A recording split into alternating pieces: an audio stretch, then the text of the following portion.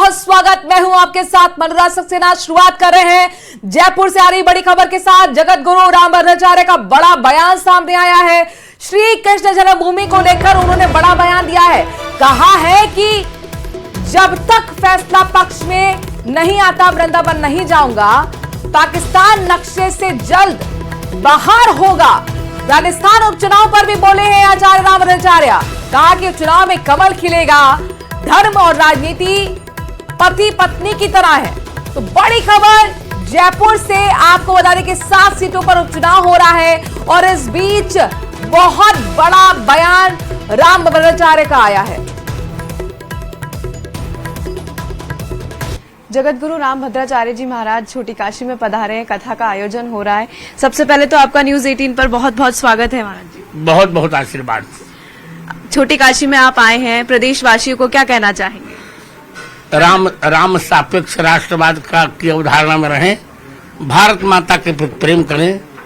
दो भगवान, भारत माता और भगवान दोनों को आराध्य मानकर अपने जीवन चलाएं। मैं यही कहूँगा जी। रामलल्ला आपके प्रयासों से आ गए हैं, अब श्री कृष्ण की बारी है, क्या कहना चाहेंगे? वो तो मेरी प्रतिज्ञा ही है जी कि जब तक कृष्ण जन्मभूमि का निर्णय नहीं आ जाता तब तो मैं कृष्ण मंदिर में दर्शन करने नहीं जाऊंगा जी। और आ जाएंगे, बहुत जल्दी आएंगे, बहुत जल्दी आ जाएंगे। 370 को बहाली करने के प्रयास किए जा रहे हैं, उस पर कभी नहीं होगा। और जो प्रयास कर रहे हैं उनकी 7 पीढ़ियां नहीं 370 लौटा सकती। बहुत उचित कदम है। हम ही लोगों की सम्मत से 370 आया है और वो तो नहीं, ऐसे बयान नहीं देने चाहिए, ना प्रयास करने चाहिए जी। आपने कहा कि पाकिस्तान जो है जल्द ही नक्शे से ही बाहर हो जाएगा। बिल्कुल, हम प्रयास यही करेंगे हो जाए जी। हमें नहीं सहन हो रहा जी। आजकल सरकारें जो है धर्म की राजनीति कर रही है, धर्म को टूल बनाया जा रहा है, उस पर आपका क्या मानना है? नहीं। देखिए, राजनीति और धर्म का एक ऐसा संबंध है। क्या नाम आपका? पहले अपना नाम बताइए।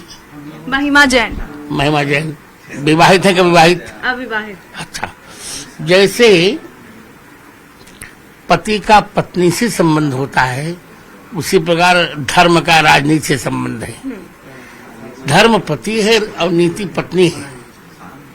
पति के बिना पत्नी विधवा होती है, पत्नी के बिना पति विधुर होता है। इसे धर्म को राजनीति से अलग नहीं किया जा सकता। आपने कहा कि लोगों ने साथ नहीं दिया कमल का। हाँ। उपचुनाव हो रहे हैं और थोड़ा अच्छा नहीं लगा। अब मंगल होगा। अब मंगल होगा, मतलब इस बार जो उपचुनाव हो रहे हैं उसमें कमल खिलेगा। बिल्कुल खिलेगा, चकाचक रहेगा जी। और अब छोटी काशी के मंदिरों की बात करें तो गोविंद देव जी है, यहाँ पर मोती डूंगरी है, उनके बारे में आपकी? बिल्कुल, वो हमारे प्रणम में है और जल्दी से भगवान हमको निर्णय दे दे कृष्ण जन्मभूमि का, तो मैं गोविंद देव के यहाँ में भागवत कथा करने आऊंगा, उनको भागवत सुनाऊंगा तब मैं। जी। देखिए, जगत गुरु रामभद्राचार्य जी मेरे साथ मौजूद थे। उन्होंने कहा कि उपचुनावों में कमल खिलेगा। कैमरामैन अविनाश के साथ महिमा जैन, न्यूज 18।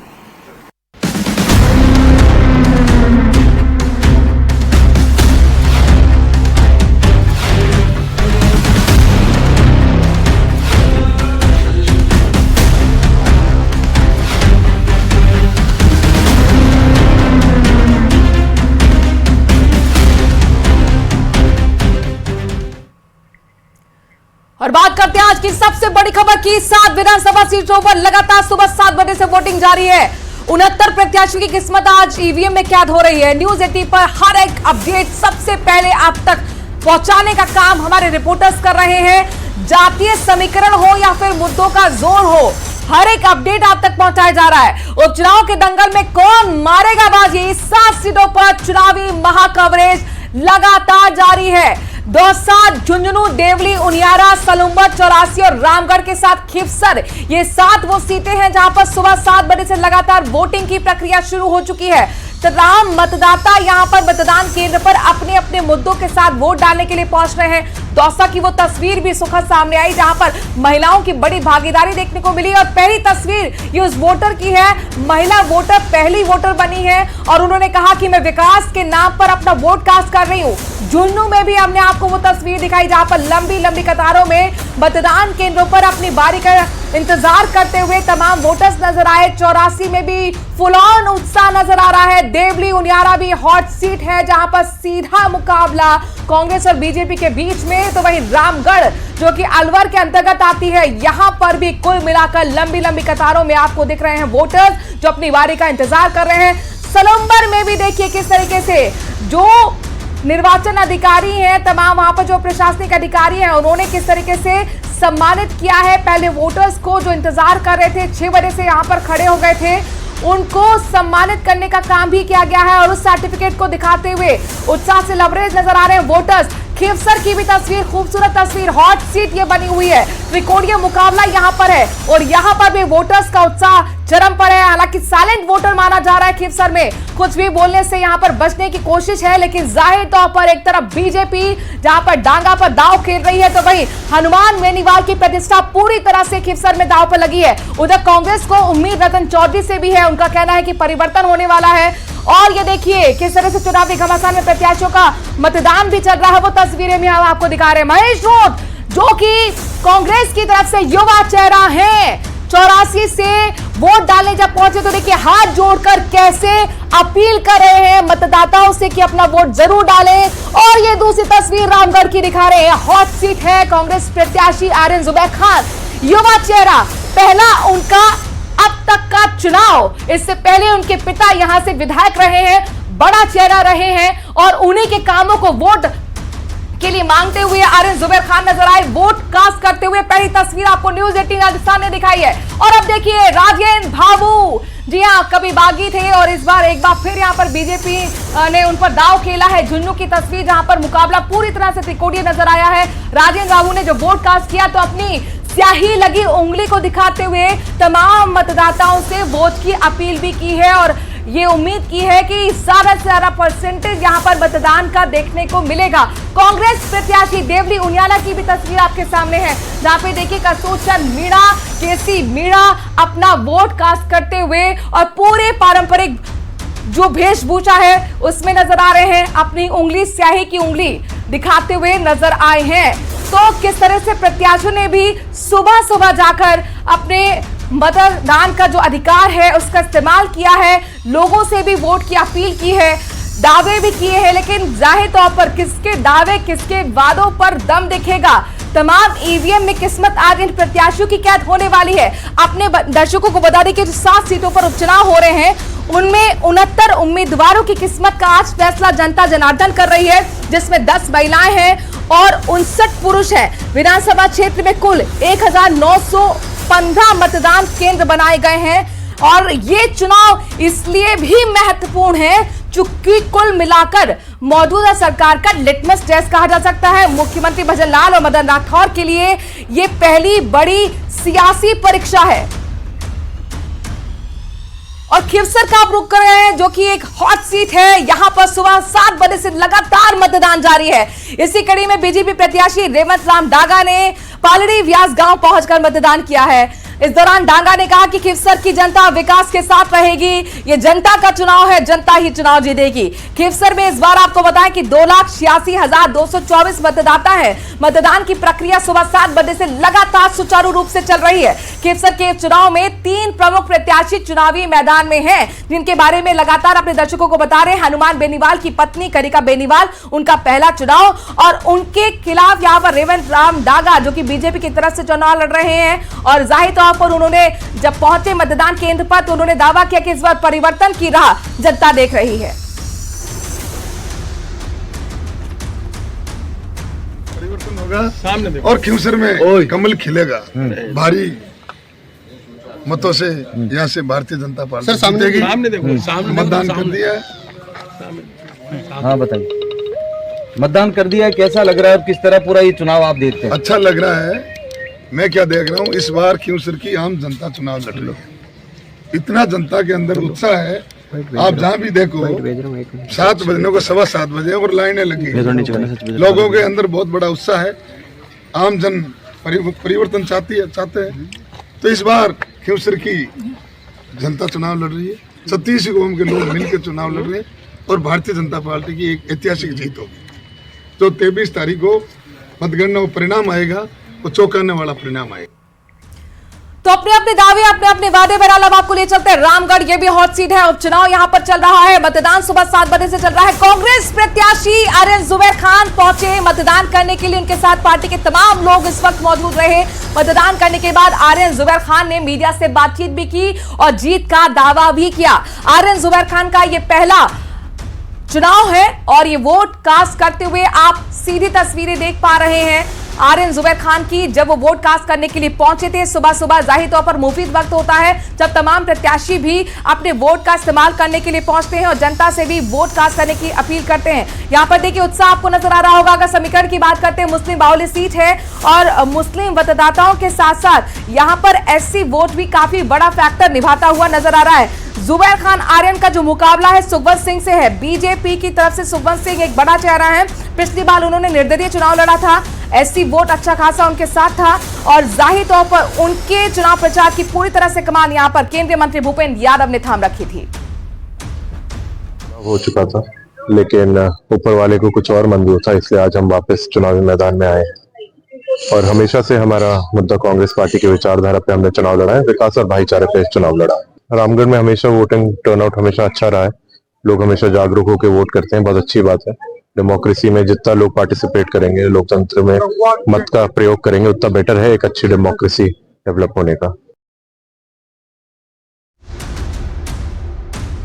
तो आर्यन जुबैर खान कह रहे हैं कि अच्छा खासा वोटिंग परसेंटेज हमेशा रामगढ़ में रहा है, जागरूक मतदाता यहां के रहे और इस बार भी उम्मीद कर रहे हैं कि वोटिंग टर्नआउट अच्छा खासा रहेगा। अपने पिता के कामों पर लगातार वो वोट की अपील करते हुए नजर आए थे। वो वीडियो भी बहुत ज्यादा वायरल हुआ था जब उनके समर्थन में कांग्रेस सांसद ने अपने साड़ी का पल्लू आगे करते हुए एक तरीके से भीख मांगी थी वोटर्स से और ये दावा किया था कि आर्यन जुबैर खान उनके भाई हैं, उनकी जीत सुनिश्चित है। हालांकि उनका मुकाबला सीधे सीधे यहां पर बीजेपी के सुखवंत सिंह से है। ये तस्वीरें आपको खिलसर की दिखा रहे हैं जहां पर देखिए छोटे छोटे बच्चों को लेकर यहां पर महिलाएं पहुंची। कितना उत्साह यहां पर महिलाओं में नजर आ रहा है कि अपने घर की जिम्मेदारी को निभाने के साथ साथ जो लोकतंत्र की जिम्मेदारी उनके पास है, जो अधिकार है, उस जिम्मेदारी को भी निभाती हुई नजर आ रही है। किसी के हाथ में छोटा बच्चा था तो किसी के दो बच्चे एक उंगली को पकड़े हुए नजर आए थे। वो बेहद प्रोत्साहित करने वाली तस्वीर, मोटिवेशनल एक तस्वीर कहा जा सकता है, जिससे देखकर और भी जो मतदाता हैं वो जागरूक होंगे। जरा देखिए छोटा बच्चा, सुबह का वक्त है, साड़ी में खुद को लपेटे हुए, शॉल में लपेटे हुए अपने बच्चे को अच्छे से ढककर यहां पर पहुंची हुई हैं। अगर आपके यहां भी मतदान हो रहा है, आप उन 7 सीटों पर रहते हैं तो जाहिर तौर पर पहले मतदान फिर जलपान जरूर कीजिए, क्योंकि ये आपका ना सिर्फ अधिकार है बल्कि आपका कर्तव्य भी है। और ये महिलाओं से जाहिर तौर पर एक सीख लेने वाली बात है। जो महिलाएं अपने घर का कामकाज भी करती हैं, लेकिन सबसे पहले उन्होंने अपने छोटे बच्चों को हाथ में लेकर अपने परिवार की जिम्मेदारी को निभाने के साथ साथ लोकतंत्र के लिए भी अपनी जिम्मेदारी को बखूबी निभाती हुई नजर आ रही है। उत्साहित तस्वीरें खीवसर से आपको हम दिखा रहे हैं और अब आपको लिए चलते हैं रामगढ़। एक बार फिर यहां पर अपडेट अपने दर्शकों को दे दें कि बीजेपी प्रत्याशी सुखवंत सिंह ने कदम कॉलोनी स्थित बूथ संख्या 241 पर अपने पूरे परिवार के साथ मतदान किया है। उन्होंने अपने परिवार के साथ मतदान किया। ये तस्वीरें आपको हम दिखा रहे हैं। उनके साथ उनकी पत्नी मौजूद है और छोटी बेटी भी मौजूद है, साथ ही बेटा भी उनके साथ मौजूद रहा। आम जन से उन्होंने अपील करते हुए कहा कि ज्यादा से ज्यादा मतदान करने के लिए घर से बाहर जरूर निकलें। व्यक्तित्व हमारे साथ।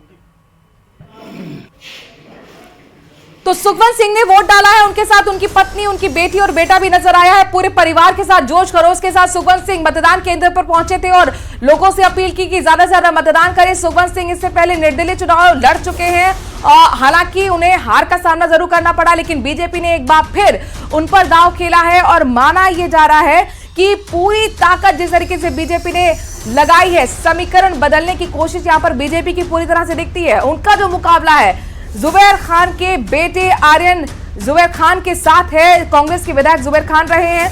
ये जो सीट है काफी दबदबा जुबैर खान के परिवार का रहा है, मुस्लिम बाहुल्य सीट रही है, लेकिन एससी वोट भी कहीं ना कहीं बड़ा फैक्टर यहां पर साबित हुआ है। पिछले निर्दलीय चुनाव जब सुखवंत सिंह ने लड़ा था तो एससी वोट अच्छा खासा मिला था और उनको इस बार यही उम्मीद है कि एससी वोट एक बार फिर उनके साथ रहेगा। बहरहाल इन सब के बीच में एक तरफ यहां पर जुबैर खान के परिवार की प्रतिष्ठा दांव पर है निधन हो गया था कांग्रेस विधायक का, जिसके बाद ये सीट खाली हुई और इसी के बाद ये चुनाव लड़ रहे हैं। तो वहीं बीजेपी को उम्मीद है कि यहां पर परिवर्तन की राह जनता देख रही है और जनता एक बार फिर डबल इंजन की सरकार के कामों पर भरोसा दिलाएगी।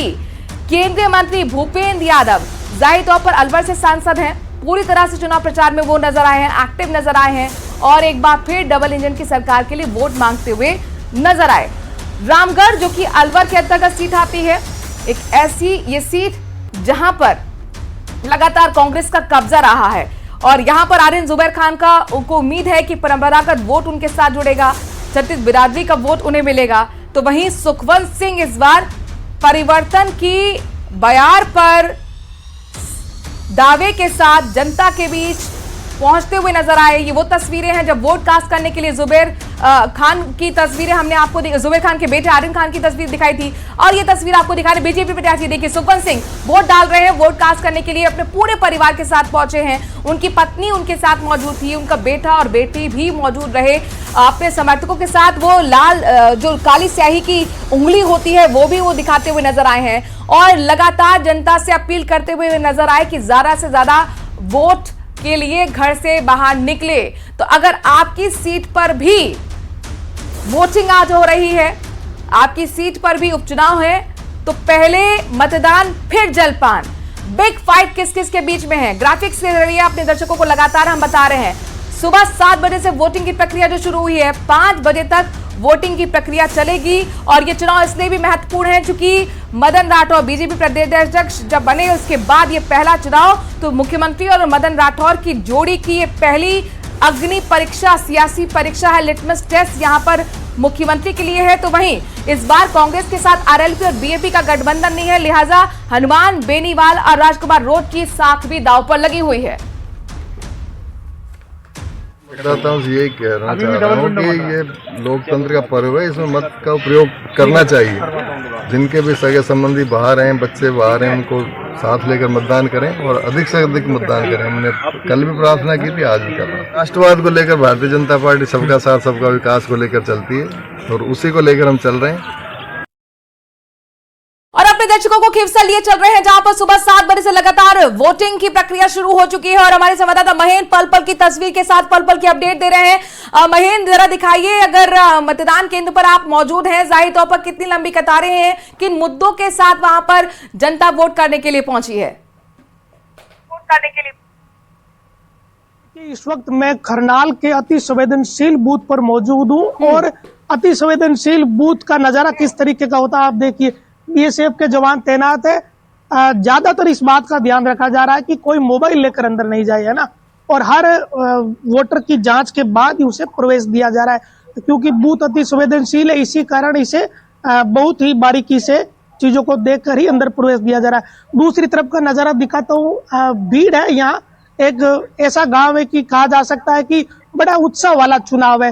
थोड़ा सा दूर जो विजुअल दिख रहे हैं वहां दिखेगा कि बड़ी संख्या में लोग खड़े हैं जिन्होंने वोट डाल दिए, लेकिन गांव में माहौल है, नजारा देख रहे हैं लोग कि वोटिंग हो रही है। इधर पुलिस की तैनाती है, क्यूआरटी की टीमें भी है क्योंकि अति संवेदनशील बूथ है।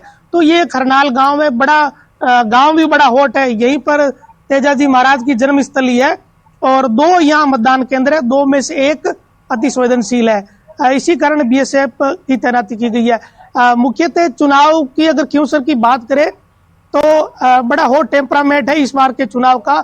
जैसा पिछला माहौल था विधानसभा वाला वैसा इस बार है और ज्यादातर वोटर ये कह रहे हैं कि हम विकास के मुद्दे पे वोट दे रहे हैं। बात यही वोटरों द्वारा कही जा रही है, लेकिन बहुत सारे वोटर हैं वो साइलेंटली भी वोट देने के लिए वोटर्स पहुंचे। सुबह से लगातार आप कई वोटर्स से बातचीत करते हुए भी नजर आए हैं। देखिए सुबह के समय जब 7 बजते ही वोटरों से बात की गई तो वोटरों का ये वही बड़े सामान्य सी बात है कि बिजली पानी सड़क इन्हीं पर चीजें चल रही है और शिक्षा के मुद्दे पर एक युवा वोटर हमारे साथ है, उनसे बात कर लेते हैं। नौजवान वोटर मुकेश है। मुकेश, खरनाल में लोग किन मुद्दों पर वोटिंग कर रहे हैं क्योंकि गांव बड़ा चर्चित गांव है, यहीं पे तेजाजी का जन्म हुआ था। खरनाल में लोग विकास, सरकार का विपक्ष, सारी चीजें हैं, मेनली विकास ही मुद्दा है। मिक्स वोटर है यहाँ। मिक्स वोटर है। वैसे यूथ का ज्यादा यही है कि विकास इसके अलावा जैसे पेपर लीक का था वो भी इशू मुद्दा रहा है ना? रहेगा, क्योंकि युवाओं के लिए यहाँ रोजगार के कोई सीमित मतलब है नहीं। जैसे ये जो करनाल के आसपास वाला इलाका है, यहाँ ट्यूबवेल्स वगैरह है नहीं। अच्छा, 3 प्रदेश सरकार ने पेपर लीक मामले में बड़ी कार्रवाइयां करी है, तो उसका असर दिखेगा क्या उपचुनाव में? कहीं ना कहीं युवाओं पे असर दिखेगा, पर वो जैसे सीएम साहब कहते हैं कि हमने कार्रवाइयां की है और हमारे इतने 11 टाइम में कोई पेपर लीक की घटना हुई नहीं। अब सीएम साहब को कोई बताया कि साहब कोई पेपर हुआ ही नहीं, तो लीक कौन सा होगा? तो युवाओं की डिमांड ये है कि नौकरियां तो कम से कम आगे आए। कम से कम 12 महीने का टाइम हो गया, एक आध वैकेंसी निकलती तो पता चलता है कि सीएम साहब की तो जो पेपर लीक, कार्रवाई और आगे की भर्तियां, ये सारे मुद्दे हैं। सारे मुद्दे रहेंगे। युवाओं के लिए विशेष तौर से ये रहेंगे। इसके अलावा जो आगे की है उनके लिए बाकी विकास जो रहेंगे, लोकल पब्लिक है, रोजगार जैसे के साधन है, यहाँ जैसे सीमेंट फैक्ट्रीज है, तो ये सीमेंट फैक्ट्रीज में भी लोकल्स को रोजगार नहीं मिलता है। उसकी भी जैसे कैटेगरीज है, वो ये है कि 100 किलोमीटर का दायरा है। जैसे मुंडवा सीमेंट फैक्ट्री है और अब 2 और भी आने वाले नए प्लांट्स, उनमें भी लोगों का यही है कि 100 किलोमीटर का जो दायरा है उसके बाहर के लोगों को लेते हैं, बल्कि जमीन तो लोकल दे रहे हैं। लोकल, तो वो भी इश्यू यहाँ कहीं ना कहीं लोग। तो दरअसल क्या है कि क्यों सर, ये जो क्षेत्र है मुंडवा में सीमेंट फैक्ट्री है, इसके अलावा एक और खुल रही है तांतवास इलाके में, तो बहुत सारे लोकल इश्यू है। रोजगार भी चाहिए नौजवानों को, इसके अलावा जाहिर तौर पर इसलिए मुख्यमंत्री लगातार ये कहते हैं कि 5 साल तो में हम 5 लाख नौकरियां देंगे, इसके साथ साथ प्राइवेट सेक्टर में 6 लाख नौकरियों की व्यवस्था भी हम करेंगे। रोजगार एक बड़ा मुद्दा जिसके साथ देखिए युवा पहुंच रहे हैं वोट करने के लिए। लेकिन वोटिंग परसेंटेज भी ग्राफिक्स के जरिए अपने दर्शकों को बता रहे हैं कि 2023 में देखिए कहां सीट पर कितनी वोटिंग परसेंटेज देखने को मिली थी। और खिवसर की अगर हम बात करते हैं महेंद्र, तो 73% के लगभग यहां पर जनता ने अपना वोट कास्ट किया था, यानी कि एक अच्छा खासा वोटिंग परसेंटेज, वोटिंग टर्नआउट कहा जा सकता है। अब तक जो आपने देखा, जितना उत्साह देखने को मिल रहा है, जितनी लंबी कतारें देखने को मिल रही हैं, क्या ये रिकॉर्ड टूटने वाला है? देखिए, विधानसभा चुनाव में इसी इलाके में हमने जो चुनाव कवरेज किया था, ऐसा लग रहा है कि उससे ज्यादा वोट पड़ने वाले हैं, क्योंकि पिछली बार इतनी भीड़ नहीं थी। भीड़ थी लेकिन इस बार ज्यादा भीड़ है। एक बड़ा कारण यह है कि यहाँ के जो जितने नौजवान है वो बाहर काम धंधे करते हैं, जैसे हैदराबाद चले गए, पुणे चले गए, बेंगलोर चले गए। लेकिन दीपावली के बाद तुरंत ही थोड़े समय बाद जब वोटिंग है, इस कारण लोग यहाँ रुक गए, क्योंकि त्योहार पर वो लोग नौजवान यहाँ आए हुए थे अपने परिवार के पास, घर के पास, तो अब रुके हुए हैं वो, ताकि वो वोट देकर निकले। तो ये भी एक कारण रहेगा वोटिंग परसेंट बढ़ने का। ये एक बड़ी परिस्थिति रहेगी कि वोटिंग प्रतिशत इस कारण बढ़ेगा, क्योंकि दीपावली के थोड़े दिनों बाद ही वोटिंग हो रही है। और जो नौजवान है जो बाहर काम धंधे करते हैं वो सारे रुक गए, और जो प्रत्याशी उन्होंने भी रोक लिए। वो भी यही चाह रहे हैं कि उनके समर्थन में ज्यादा से ज्यादा पोलिंग हो। तो हर किसी ने कोशिश भी ये करी कि नौजवान यहाँ रुके रहे ताकि उनके समर्थन में वोट हो। और एक चीज ये देखने को मिली है कि खिवसर के चुनाव प्रचार के दौरान भी सारे प्रत्याशियों ने ये बात बोली है सार्वजनिक भाषणों में कि दीपावली के बाद जो नौजवान आए हुए हैं वो वोट देकर जाए। बिल्कुल, तो उसका असर कहीं ना कहीं दिखेगा, क्योंकि जो बाहर काम करने वाले से उसका असर देखने को मिलता है। चुनाव आयोग जिस तरह से व्यवस्था करता है उसका भी जमीन पर असर देखने को मिलता है। महेंद्र, चूंकि यहाँ पर यह हॉट सीट है, आपने खुद रेवंत राम डांगा से बातचीत की थी, जिन्होंने कहा था कि परिवर्तन की उम्मीद यहाँ पर करे और परिवर्तन की राह पर ही मोहर लगाने का जनता काम करेगी। बीजेपी प्रत्याशी ने तो वोट कास्ट कर दिया है। कनिका बेनीवाल पर भी सभी की निगाह टिकी हुई, उनको लेकर क्या जानकारी है? कब तक पहुंचेंगे मतदान केंद्र पर? क्या उन्होंने वोट कास्ट कर दिया या फिर पहुंचने वाली है? देखिए, अभी रेवंत राम डांगा ने एक बयान दिया था कि मैं ही यहाँ का अकेला हूँ, बाकी बारी है। जो 2 प्रमुख प्रत्याशी, वो इस लिहाज से कहा था क्योंकि रतन चौधरी और कनिका बेनीवाल, इन दोनों के वोट नागौर विधानसभा क्षेत्र में लगते हैं। हनुमान बेनीवाल का गांव बरण गांव है और रतन चौधरी का जो गांव है वो है सिनोद। दोनों के दोनों नागौर विधानसभा क्षेत्र में। और जो पालड़ी गांव है रेवंत राम डांगा का गांव, वो है खिवसर विधानसभा क्षेत्र में। इन गांवों के बीच गैप ज्यादा नहीं है, 12-15 किलोमीटर का है, लेकिन 12-15 किलोमीटर के कारण वो बारी हो गए और ये कह रहे हैं कि मैं तो इनके घर का हूं। तो ये स्थिति है, उनके वोटिंग उनकी है नहीं, क्योंकि वो नागौर विधानसभा क्षेत्र के वोटर है। हालांकि प्रत्याशी है तो वो अपने क्षेत्र में घूमेंगे, जाहिर सी बात है वोटरों से मिलेंगे। अभी उनके थोड़ी देर बाद कोई ना कोई तस्वीर, वीडियो सामने आ ही जाएंगे। बिल्कुल महेंद्र, हम इंतजार करेंगे कि कनिका बेनीवाल पहुंचे, उनसे आप बातचीत करें। सबसे पहले तस्वीर आपके माध्यम से अपने दर्शकों तक हम पहुंचाएंगे। शुक्रिया महेंद्र, तमाम जानकारी हम तक पहुंचाने के लिए। उपचुनाव का